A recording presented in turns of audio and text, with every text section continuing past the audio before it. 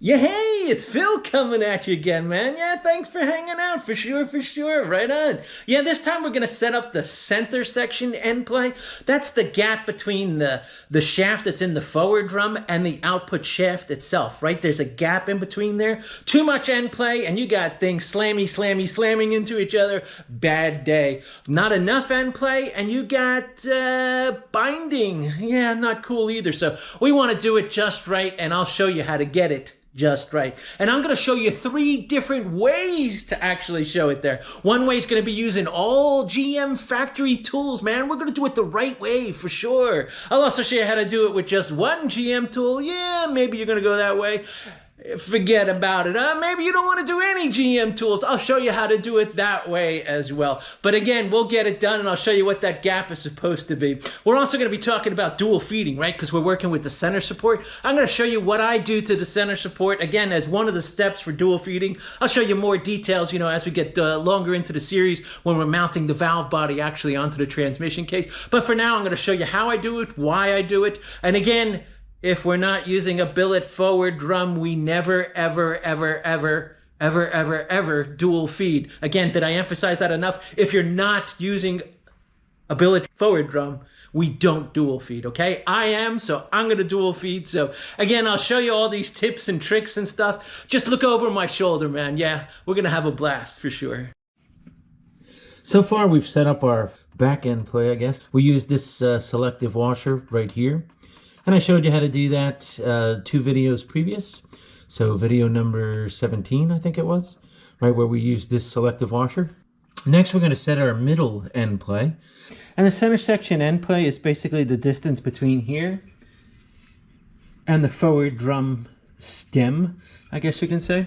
Right, when it's mounted in there, of course, this is our forward drum. There'll be clutches and steels in this section. And what we're doing is actually measuring the gap. When it's installed, it sits like so. And there's a gap in between the two. Right? This right here is your end play. Again, the gap between the end of our stem of our shaft and the top of the output shaft. And there's a little selective washer. Looks like this. There's actually 15 different ones. And what we do is we take this side and we put it on top of our output shaft. And then we'll take our drum assembly and put it on there. Again, with our clutches and steels, and we'll have our direct drum and then our center support. And the distance that it would move in between the two is our end play. And we like to get that between, well, there's a lot of different numbers thrown out there. I like to keep it between 15 and 25 thousandths. And I'll show you how to measure that end play. In the end, you could see that this part fits down there, and it also rests right here. So as you can see with my camera angle, right? So all it is this little thin gap, taking up the gap between our output shaft and our forward drum shaft. There's actually 15 different selective washers, and you can see they're labeled right here. You see right there, there's a number. This one you could see is number 7. This one right here is number 13. And there's a number 1.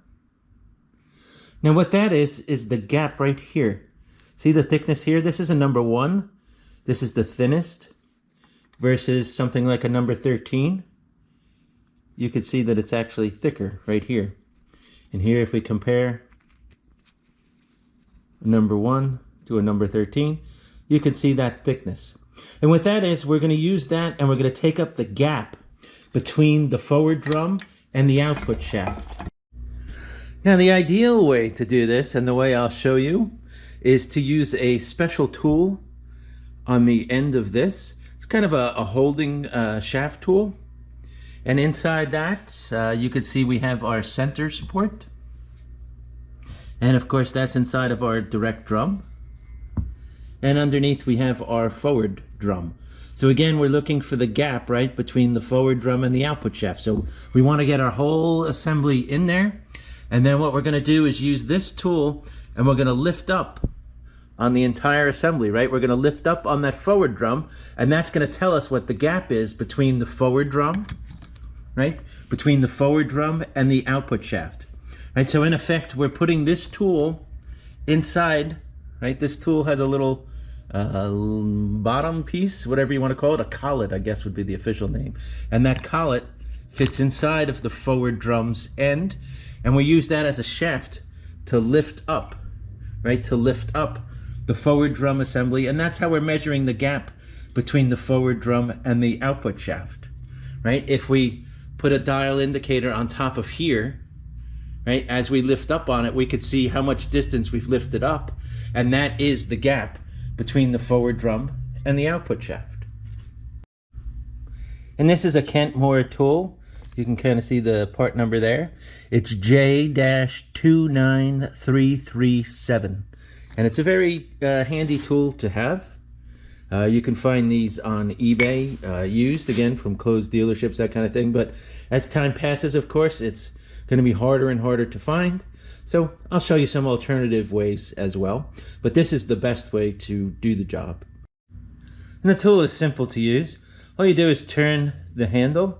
And what that does is, right here on the collet end, see, all I'm doing is turning the handle. And see how that collet opens up wider and wider as I'm just turning the handle. And what that's doing is, of course, tightening against the forward drum input. See, here I'm just loosening it.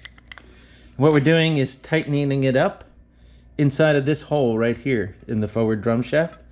Right, so inserting the tool in there. See if I can get this on a good angle for you. Okay, I'm just turning the handle. And what that's doing is it's making it tighter and tighter. And now you can see it's grabbing inside of the shaft. And now that enables us to just pull the forward drum up.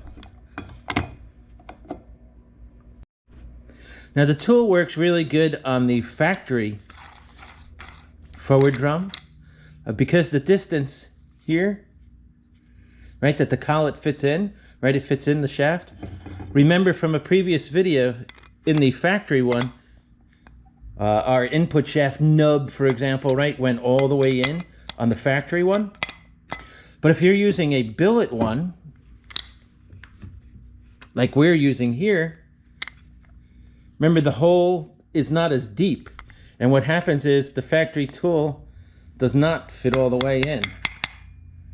Right? And this creates a little bit of a dilemma for us because it doesn't really grab that tightly on the billet ones. On the factory ones, again, fits all the way in, and it works really, really, really good. Hey, how about taking a second, like and subscribe, huh? Come on, show some love. There's quite a few different ways to accomplish setting our end pipe, but the important things are putting in our forward drum and, of course, our direct drum. Now when we go to do this, if we do this with the steels and clutches in there, it'll be tricky to get them aligned. And again, we're probably going to have to do this a few times because it never comes out just right. If you're using the same parts that you took out, in other words, you're just doing a regular rebuild, probably you'll only have to do it once, and you'll probably use the selective washer that you took out of the transmission. But still, probably, maybe, you're going to have to do it more than once, in which case it's easier to not have the clutches and steels in the way when you go to put them in. It takes a lot longer time. So what I usually do is I'll take out the clutches and steels from the forward drum and the same thing from the direct drum. And again, it also makes it lighter when we're putting it in. So it's got a twofold benefit. Number one, it's easier to take in and put out. You don't have to align it. And number two, it's lighter. So when you're lifting both of them up and down, it's easier on yourself. So again, taking out the direct drum, simply pull out the snap ring. Just get a little screwdriver. You know, Craftsman, fanboy, yada, yada, yada. Just get behind the snap ring and just pry your snap ring out, going around in a circle. Keep it on the side. And of course a little tappy tap. And all of your clutches and steels will hopefully come out for you. And of course there's no reason to take out the piston, but simply take your clutches and steels and put them on the side. And then of course let's also take our direct drum, or forward drum part, exactly the same way. Find the end of your snap ring, use your little screwdriver,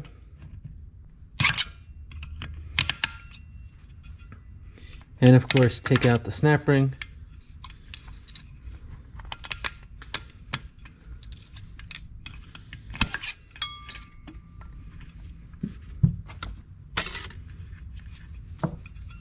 And all of our steels and clutches should follow. And again, no need to take out our pistons as well. Now what we want to do, move that output shaft up. So what we're going to do is come down here. Remember, we were using this output shaft fixture tool. Again, if you're not using it, whatever you're using it, you want to make sure that you're pushing that output shaft up. So we're taking out the play that's already in there. And the way you do it with this shaft tool, you could see there's a little notch right there. See, there's a little notch on the factory tool. What you'll want to do is tighten up on the screw. I'm just turning the screw till that notch just disappears.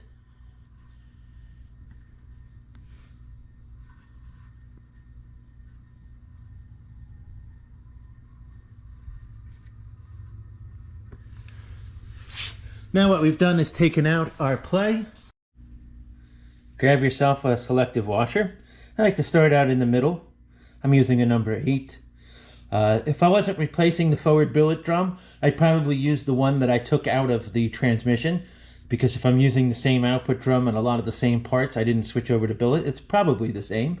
But again, in my case, I'm not, so I'm just going to use a number 8. I'm going to start in the middle.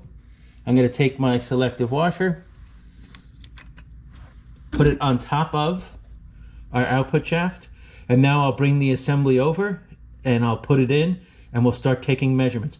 Notice I'm not using the band, right? I did not install the band because I expect to be taking out, putting in, taking out, putting in until I get my assembly just right. Again, I'll show you how to put in the band when we get to that step. But I like to do it this way so that the band simply just gets in the way when you're doing this. And again, I'm probably going to have to do this multiple times to find the proper selective washer there. So I'm not putting the band in just yet, but of course I will.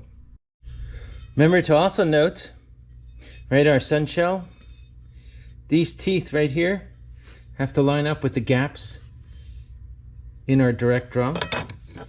Right, so what we're going to have to do is rotate our direct drum so that those teeth line up, right? Initially it might want to go here or here. The only way the direct drum assembly is going to fall down is when these teeth are aligned. So remember that as we're putting it in, that'll make it much easier for you. We'll take the tangs of the sun shell, line them up at 12 o'clock.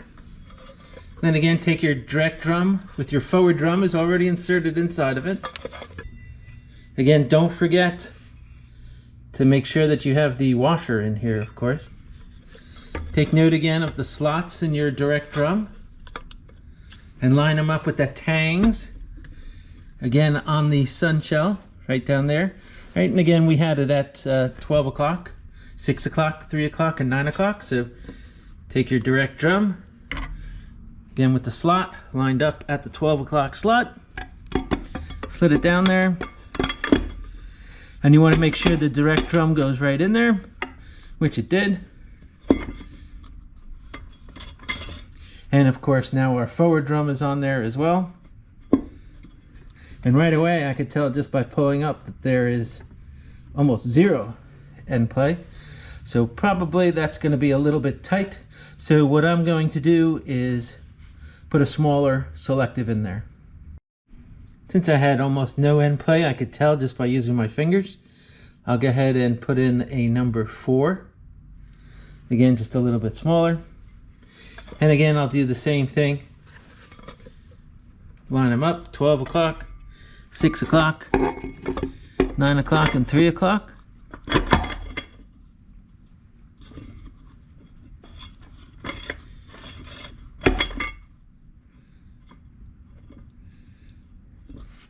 And I might be able to feel a little bit of movement, so I'll go ahead and use this. Again, it doesn't seem as tight. It still seems super tight, but let's figure out and see what it is.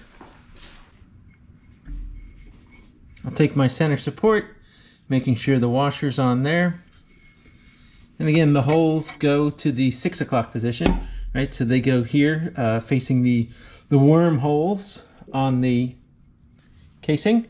And I'll go ahead and drop that down. Again, it's probably not going to drop all the way down for you, and that's okay. I like to just take a dead blow hammer. This is a simple 2.5 pound Harbor Freight Pittsburgh one. And I'll use the handle of it and just tap it down. Again, not at all smacking it, just tapping it, helping it down. It should slide on its own. If it's not sliding, take it out and see what's going on, because there's something wrong. So again, just tap it down, getting it to the snap ring groove. And we're at the snap ring grooves now.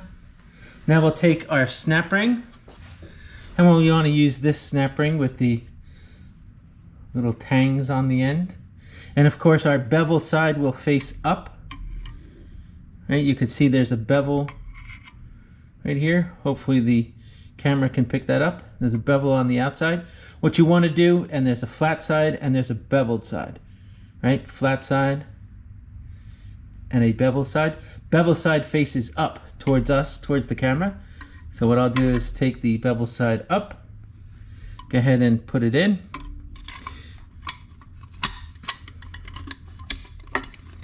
Starting on one side and then working it around. I like to just take a screwdriver. Again, you could use the one that we hollowed out a hole on the side back in video number 1, I think it was, when we took this apart. And just go ahead and work your snap ring all the way down till it sits in the groove.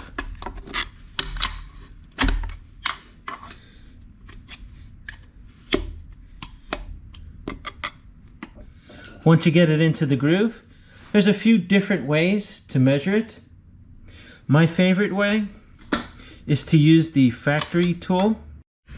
To do this little setup, I like to use these measuring tools. They're set up. It's basically a dial indicator with the back port there, right, so that it pushes down and we change in reading. And there's a little clamp and a sleeve and a thing that holds it there.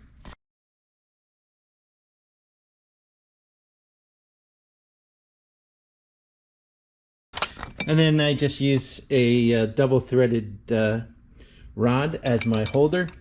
And again, that works in conjunction with this Kent Moore tool. And I'll show you how to actually use that. Do you need this tool setup? No, there's another way, and I'll show you the other way as well. But again, this is much easier to do it this way.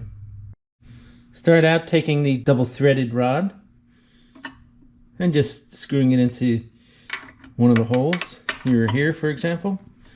I'll just thread that down. And you take your clamp and the rod that comes with the clamp, install it into the end, like so. And we take our snag, I think is the official term for it, put it onto the end. And then we'll take our dial indicator and put it into there. Dial indicator going into the end.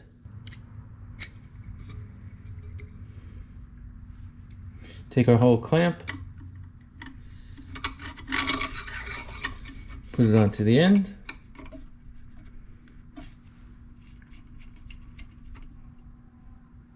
Tighten her up. Now we have our test set up. All we have to do is install our factory tool onto the end of the forward shaft. Hey, how about taking a second, like and subscribe, huh? Come on, show some love. Take our tool, put it onto the end of the forward shaft.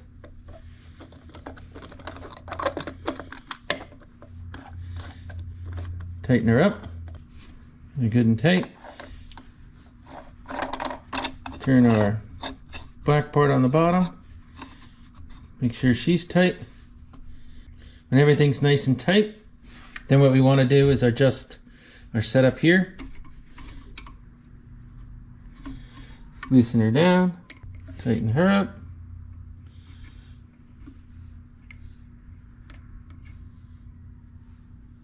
So it's straight.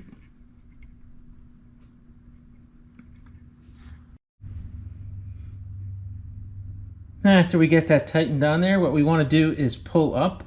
Again, zero your gauge so that it's reading 0. And you'll notice we're starting out at 0. If we pull up, we're at about 15, 16, maybe 14. If I can get it straight. It's hard to keep it right at the same distance that you start at. But we're right around 15. And what we want to do is subtract what we measured in video 17, right? Our rear end play, which was about 7.5, I think. So 15 minus 7.5 is about 8. And again, we want to be between 15 and 25. So 8 is quite low. In other words, our distance currently is still too tight. So what I'm going to do is take out the number 4, and I'm going to try and go ahead with a number 2. So again, opening up the gap some. And to do that, of course, what we want to do is basically disassemble. So we'll move aside our gauge here, and of course take off the special collet tool.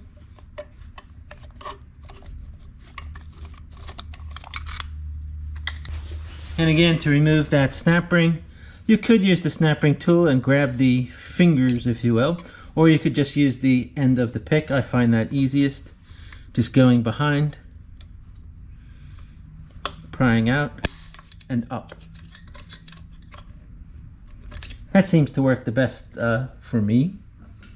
Then I go around with the screwdriver, trying not to block the camera for you, and just pull her up.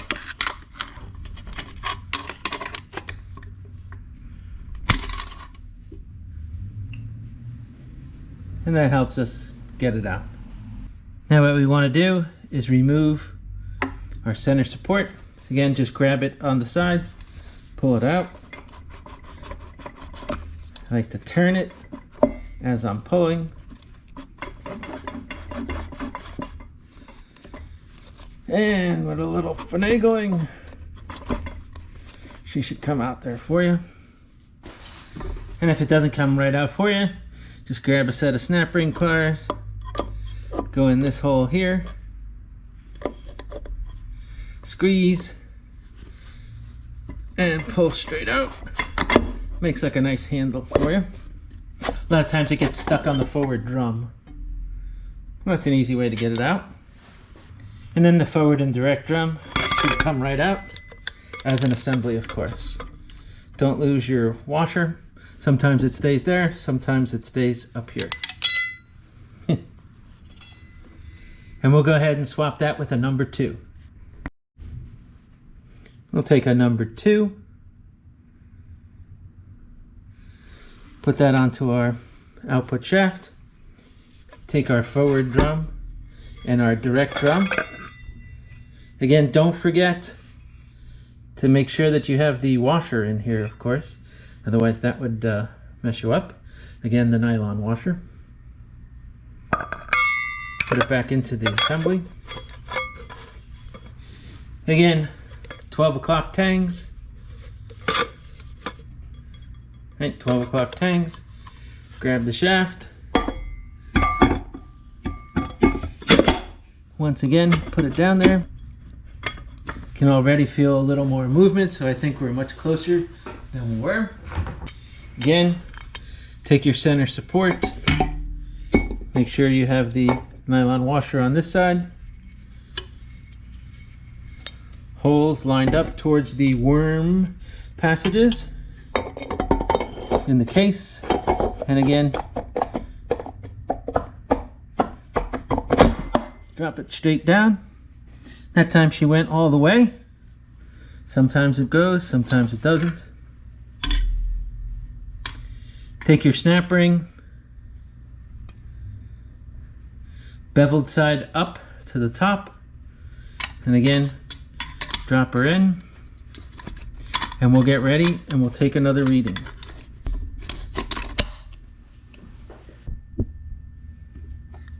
Once you get your snap ring in there, go ahead and reset up your tool.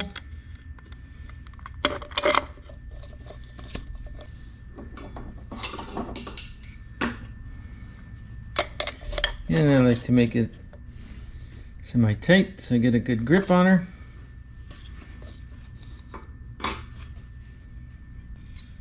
Rotate our gauge in there.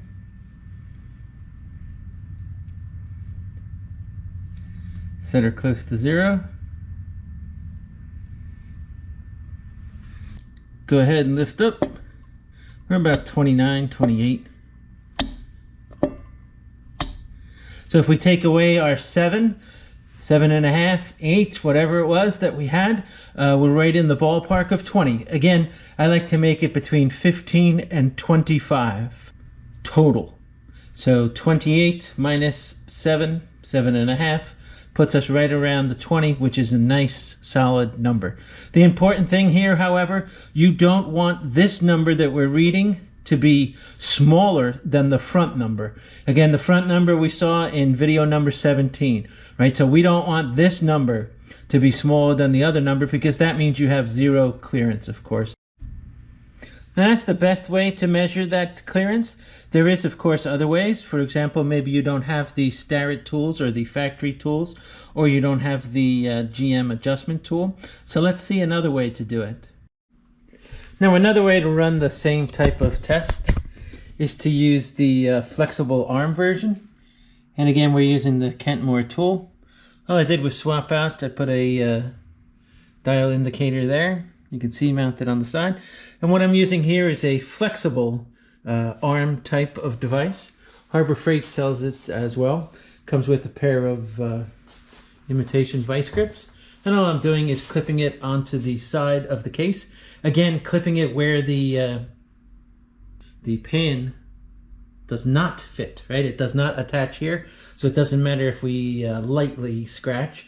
Ideally, you'd want to put some electrical tape or piece of paper, cardboard, whatever, so that you don't scratch your nice new case anyway. But again, that's another way of doing it if you don't want to go for the dial indicator with the back end of it. And of course, you'd lift up the same way and just read out your end play using that dial indicator mounted that way. Real quick, just to show you how this indicator works, there's a lever right here on the side. And what that does is allow us to be flexible. Right, it flexes. And then all you have to do is tighten that lever. And it locks in to make it unflexible. Again, loosen it, make your adjustments, set up your dial indicator, and then just lock it in like that. And the flexing will be removed. So again, very easy to use, less preferred, but again, that's another option. Hey, how about taking a second, like and subscribe, huh? Come on, show some love. Now, if you don't want to do the J tool, right, or you don't have the money or can't find it or whatever the reason, what you can do is take a little screw like this, just a 1/4 inch. The important thing is that it has a flat head on it. Go ahead and put it into your forward drum shaft. And then, as much as I hate to say this, you could use a pair of vice grips, or in this case, some Bremen Harbor Freight ones. Actually pretty good. Again, I hate to do this because you will slightly scratch the forward drum shaft. So what it's best to do is use a little bit of fuel line or electrical tape or something on the teeth of the vice grips. But what you could do is use vice grips for pulling the forward drum up and down, and again taking your readings that way. I've gone ahead, just put some duct tape around the edges there, and again all we're going to do, grab your forward shaft from the back, get her locked on there, and now as you can see, if it's tilted, right, tilted back that way so that you can get a dial indicator straight up and down, and you'll still be able to take those readings, right? So again, hopefully you can hear that. Right, so I am lifting up, trying not to hit the camera. I am lifting up on that forward drum. And again, if you had a dial indicator, there is a straight line coming up and down, and you should be able to get your readings that way. Again, use your flexible arm, use whatever method you want, but that's an alternative for you. Again, once you get those clearances set, let's go ahead and disassemble it. And again, now we're going to put the band in, and we'll also put our clutches and steels back into our forward drum, as well as our direct drum, and set it up for our final assembly. Once you get your direct drum out, go ahead and get it reassembled. Again, check my earlier videos for how to assemble it, but it's obviously pretty straightforward, just reversing these steps. Start out with a steel on the bottom, finish up with a clutch, then your backing plate. After you get your direct drum assembled again, go ahead and put your forwards back together. Again, steel on the bottom, backing plate on the top. And again, our forward drum is back assembled. Go ahead and make sure your plastic washer is also put on there. Don't want to forget that. Next up, let's go ahead and put our forward drum into our direct drum. Again, make sure all of your clutches are all lined up nice. In other words, the little teeth on the clutches. Make sure they're all lined up. It's going to make your life a lot easier when you go to reassemble it, because of course we're going to put it in like so, and all these teeth right here obviously have to line up with those clutches. So it gives us a fighting chance to start that way.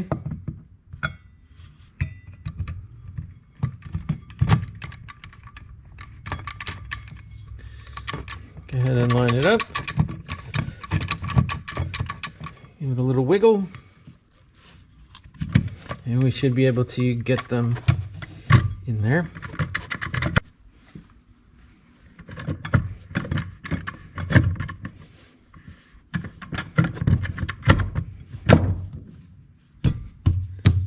You'll hear that clicking noise. You'll know you've got it all the way in.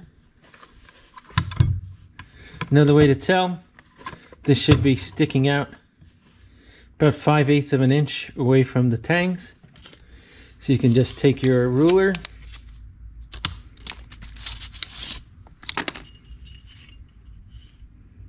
looking for about 5/8 of an inch. And you can see we're at about 5/8 of an inch, so we know we're all the way in. Now I'm going to take our band. Again, I soak it for 30 minutes at least. Never want to put anything dry into the transmission. Notice at the end there, mine has a little plastic cap. I'm going to take that plastic cap off. It's just for manufacturing, shipping, whatever, in that hole. And what we're going to use is a billet band anchor pin. Again, it's machined from a solid piece of billet steel, and at the end of the day, it goes in like so. Is it necessary to use it? No, they do break every now and then, and the stock one could be okay for stock apps, but again, it's only like $20 or something like that. I got this one on eBay, but yeah, search the net, search eBay, whatever, and you should be able to find a billet steel anchor pin. Again, that's what I'm using. Do you have to use one? Probably not, unless you're going all out. But again, I'm going to try and go all out, so I'm using it. Now we're going to put our band into there, and know that the band anchor pin, if we come down the case, goes right in here. So this is where you want the center hole that we had that little green clip in. That's where it has to come out. That piece has to come out through there. And again, if we look down in the case, you can see that hole below these two holes, right? That's for our center support, our bolts that we're going to put in. But right below that, you can see that large hole right there. That's for the band, and the band fits in that grooving right over here. You can see that between the two bolts. So again, let's put our band in there.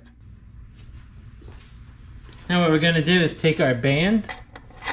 Again, you always want the band to soak for at least 30 minutes. Right, and the band, of course, is the part that closes onto our direct drum. So we'll take the part with the tabs. That's what our servo is going to push in. And the part where our band apply anchor is going to go. And we'll line it up, put it in our hole for final assembly. Again, take the long part in there. Sure she goes down. Line up the hole with the hole, and she's good to go. Again, always let that soak for 30 minutes or more. We never want to put that in dry, just like a clutch or a steel. Here's our band anchor. Again, I just put it in the hole. You can see it simply anchors it there. There's obviously nothing pressing on it. Once again, get the tangs so that you're at 12 o'clock, 6 o'clock, 3 o'clock, and 9 o'clock. Again, just for easy positioning. Take my assembly. Make sure I'm at 12 o'clock and 6 o'clock.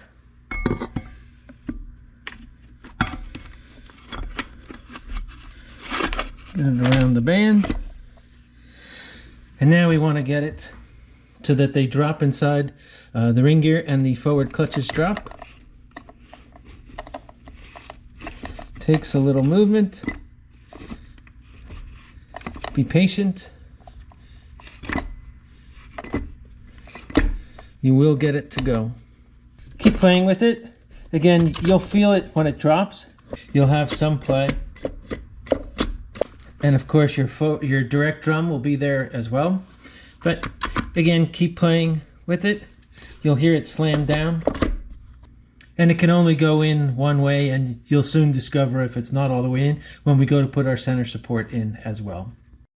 Next up, we want to put our center support in. Again, make sure your thrust washer is installed on there. And again, you could have 3 rings or you could have 2 rings if you're doing a dual feed like I'm doing here. So I left out the middle one.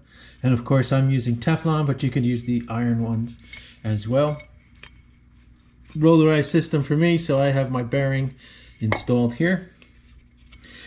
What you want to do is take a look on the sides. Again, your screw bolt holes right here. Make sure they're facing in this direction. Again, the bolt holes in the transmission are over here. So again, those we're going to put in next. So go ahead, take your center support, like we did previously. Drop it in there, being very careful. Take your hammerhead, gently tap it in. Again, this is not the time to be a ruffian. If it doesn't go all the way in for you, again, there's nothing wrong with taking it back out and trying again. Next thing we're going to want to do is install our bolts for our center support. These are the factory ones. You'll notice it has a hole right in the center. And we're going to be dual feeding. If we're not dual feeding, you'll use the 2 factory ones that look just like this, and we'll install it in the center support. But since I'm dual feeding, I need to block one of these holes And you could do it various ways. You could weld it, yada, yada, yada. I prefer just to buy a different bolt, one that doesn't have the hole in it. And again, it's just this one that I purchased. Again, you can buy whatever suitable for you. It's just a button head socket screw. The important thing is that it's an M10 by 1.5 thread bolt. So again, it's solid. This one's just an Allen hex key to tighten it. Hey, how about taking a second, like and subscribe, huh? Come on, show some love. Let's go ahead and install those bolts. If you're dual feeding, the one on the right hand side is solid, the one on the left hand side, again, your band anchor is over here, your shifter gear is over here. So on the left hand side is the one with the hole. Go ahead and install that in there. And the one on the right hand side gets the solid if you are dual feeding, like I'm doing. If you're not, then they both get the factory one with the hole on it. Go ahead, tighten these down.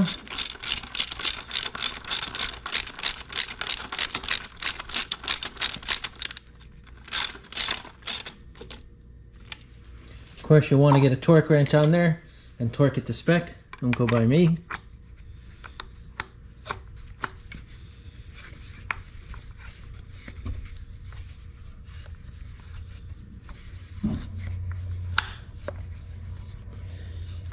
Again, just tightening them down.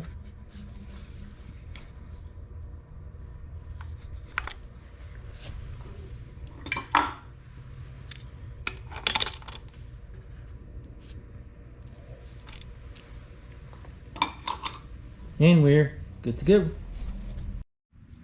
Lastly, take your snap ring with the tangs, and again the bevel side facing up. Right, your bevel's over here, facing up towards our camera.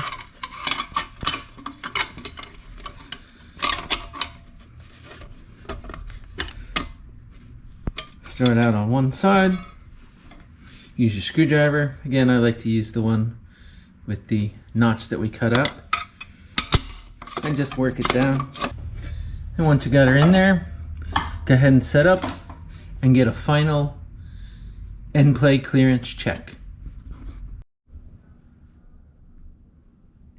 And once you get her on there, again, double check your final clearance. Here I'm just showing you doing it with the flexible arm and the GM tool, and of course a dial indicator.